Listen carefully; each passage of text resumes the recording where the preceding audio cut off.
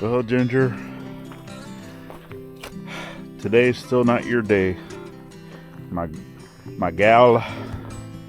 Because if you see over here, I did finally get my jug of oil, hydraulic fluid, transmission hydraulic fluid, which I need to move it over to the shop.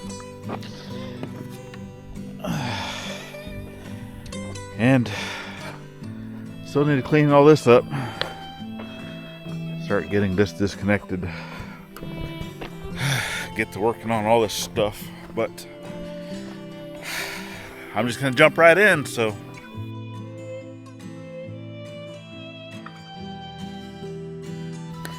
yeah, it is what it is. Welcome back to the journey, folks. Welcome back to the journey. So here we are, continuation of the Jeep, working on the Jeep. So if you've missed out on what's going on, you just tuning in with us, well, we thank y'all for being here. For one, hit that subscribe, share us out, help us grow, give us that thumbs up if you like our content. It's not normally working on vehicles or stuff like this, but I'll actually put that link to the other video up here. Go check that out first and then come back to watch this, because it's basically a continuation of what's going on. I still have a P0204 code, which is injectors, and well, to get to the injector that I need, this number 4 cylinder is underneath all this. So got to basically take all this out again, get down to where I need to go. I've already shown that in the other video for the most part. So I'm just going to go ahead and get all this taken care of, get all this taken out of where I need to get to. Once I get access to the actual injectors, like this one, right? I need to be able to get access to the plug like that on this side. Once I get access to all of them, then yeah, or at least to number 4, then I'll bring you right back. Plugged in. Where's the paper? Okay, so here we are. The middle one. Got everything unplugged. So this is the fuel rail. Got your lower intake, upper intake, a Gladys. And then, so yeah, coils we did, that fixed our problem, right? So this is number 4, the center. And then this right here is our intake, right? This is what is telling us is not working, which that should have been plugged in right there. Yeah, so is the other one over there. But this right here, there's a little red tab that needs to be pulled up. And then where is my hook? There's my hook. So little red tab gets pulled like that, like I said, and then there's a little push to be able to pull that out.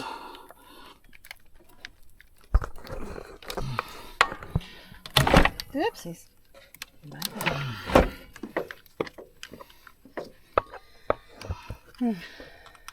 And then I'm still gonna need that paper from out of the house. Oh boy. Which I'm gonna have to go get. And why are you not coming out now?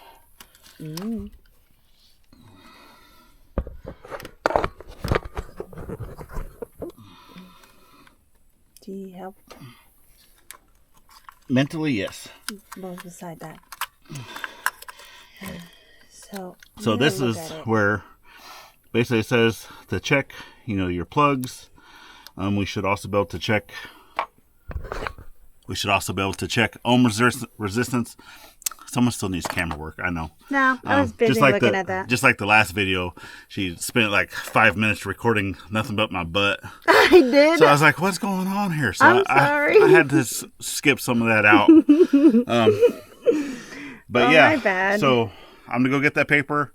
It's going to run us through basically everything that we need to do to check the resistance of these, which I only have a fault on number 4. So that's going to basically let me know that all the rest of these are good. So I'm only going to focus on number 4.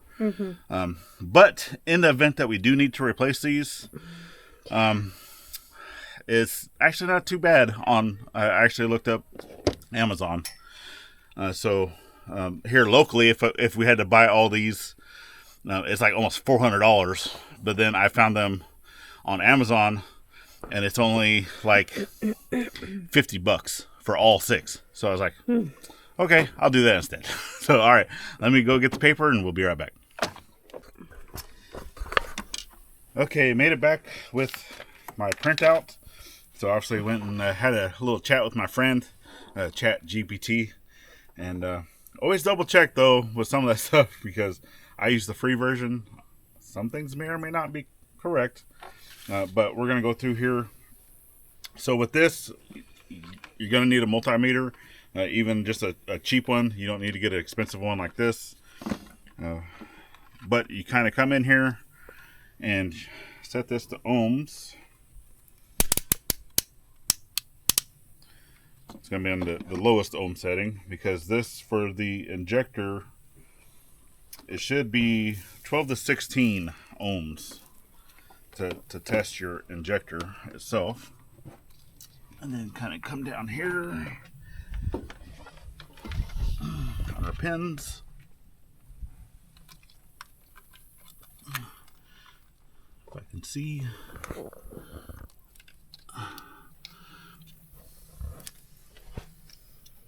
Let me take those off. I see them. Yeah.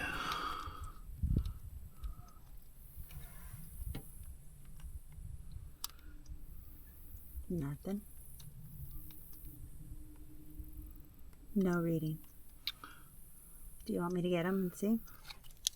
Okay. Nope. So what I'm going to do is come to another injector. And check that one. And I'm going to check, just to give myself a good reading, to a known good, because it's not giving me a fault. Yeah. Right? Because, I mean, hey, what are the odds that, you know, I took all these injectors out. Oh, yeah, that one's reading. Perfect. Yep. So let me come back to this one. Let me make sure you've got it in there. 16%. Not in there. In there one. And in there the other. No reading. So now we know what it is. So yeah, we have a bad injector. And the chances, man, I need to go buy a lottery ticket. Because the odds of me taking out every single one of those injectors, which I did because I removed this not on accident. It's just I'm not a mechanic. I didn't know. But you take this all out, you don't have to remove these bolts, which I said in the other video. You're basically taking all this out together, and then this fuel line here, you can disconnect, right? Basically this little thing here, this little clip here, and then you can take this whole thing and just set it off to the side, right? To be able to get down to your oil cooler, and that's what we replaced. Well, now to be able to do this, I need to take out this whole thing. Once again, I'm going to disconnect this because I actually need to take this rail off to be able to get access to that fuel injector. But as of right now, I don't have any fuel injectors to replace it with. So either I can order them online, try to get them shipped here overnight, and just buy all the injectors, or call a friend. Go ahead and go up to the store and just buy one, even though it's a little more expensive. But yeah. So I'm gonna need to do that. That way I can get this replaced. So, yep. Good thing we have a friend that works at the auto parts store. So let me see what he's doing. Whew. Let's see what he's doing. All right, there he goes, heading out. So I finally got back from the store, called up old Drew. From Drew's Lens. He was actually working on his stuff over there, but came and gave me a ride because, this isn't drivable. And I can't go to town in Ginger. So But I went and got this. So now, obviously, off camera too, we did check the power coming in.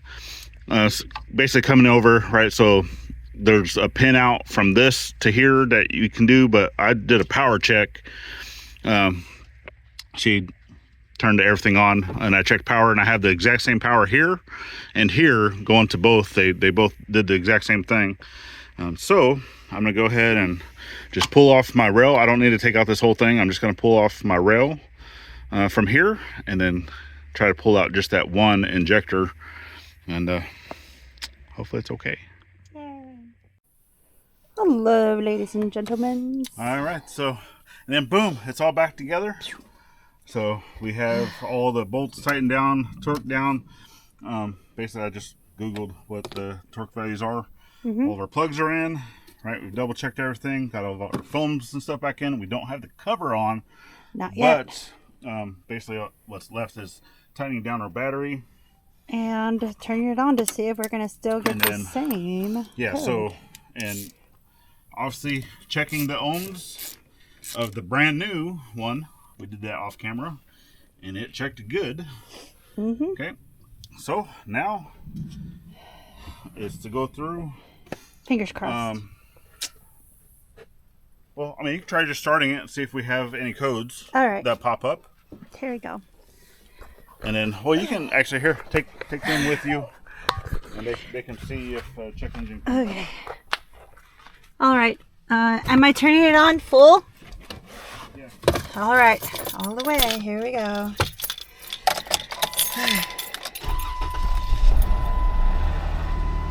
All right. I still have a check engine light. So we're gonna have him come over here. We're gonna have him probably clear out that code and see if it pops up again. Here we go. Alright. What'd you say, babe? Fat man and a little Jeep. That's okay. Okay, so obviously she came and started. We still had the code, or didn't. It still has a stored code. So I got my OBD2. Now, obviously, if you don't have one of these and you're checking all the stuff, because you can still do the key check of like what I showed you how to do that in the first video. You can do that and see if that's for active codes. So if you don't have any active codes, it won't give you anything. But if it has a stored code, you're still going to have the check engine light. Yep. So we're going to go through here. And normally you can just go to any auto parts store and they will be able to clear codes for you. Doing this, normally it's free. Doesn't cost anything. Yeah. Trying to see where the lovely, there it is. I don't know if they can see that. But right now it's uploading. Yeah, still going through, linking to the vehicle. Doing all the stuff. 4 codes found. Oh, great. Let's see what they are now. So read codes. Let's see what it said. Which, I mean, it sounded amazing. Air, intake air temperature sensor. Manifold absolute pressure, barometric pressure sensor high. Throttle pedal position sensor. Switch. And throttle pedal position sensor switch B. Interesting. So that's obviously everything that's completely different. Yeah. So let's come over here. Let's click erase codes. Yep. See what it says. Pressing the key to continue. All right. Let's turn this off. Because it shouldn't have anything unplugged. No, but we can double check and make sure everything is together. Yeah. We're supposed to.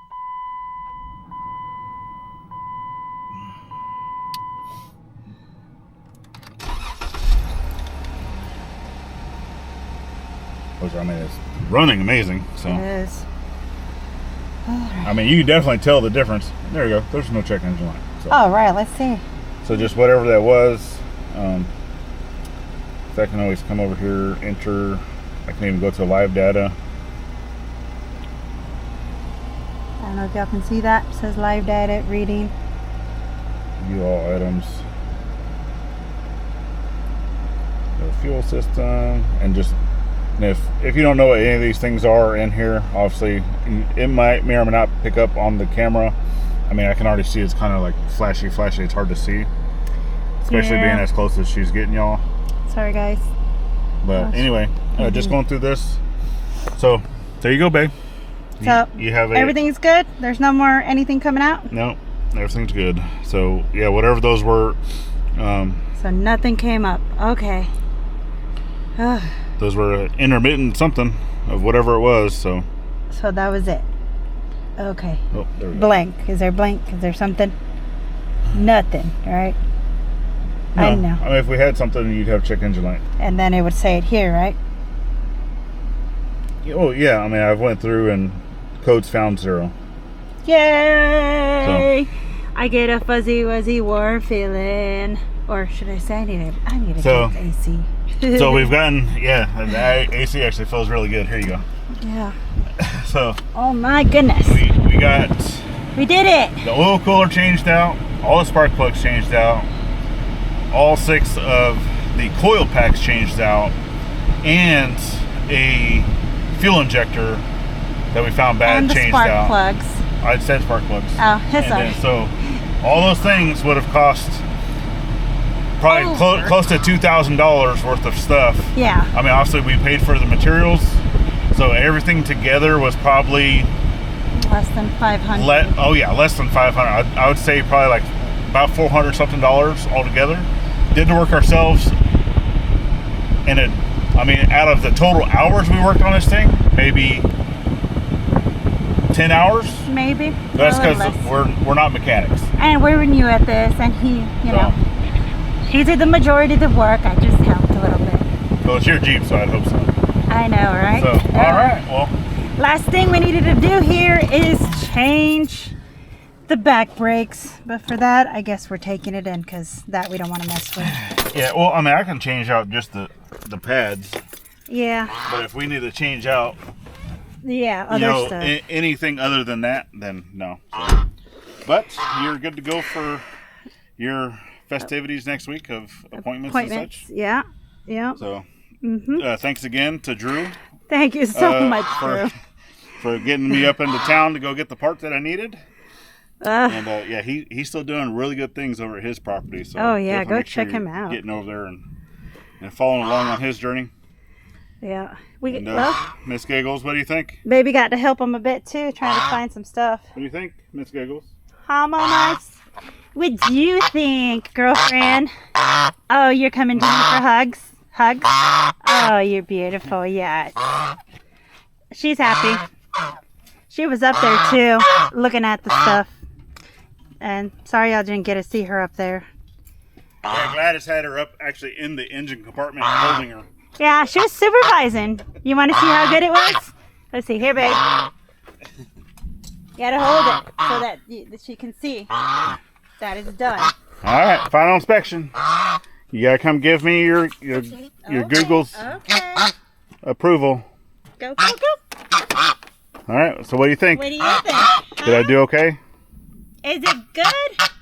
Yes. That's good? Awesome. Thank you. Awesome, guys.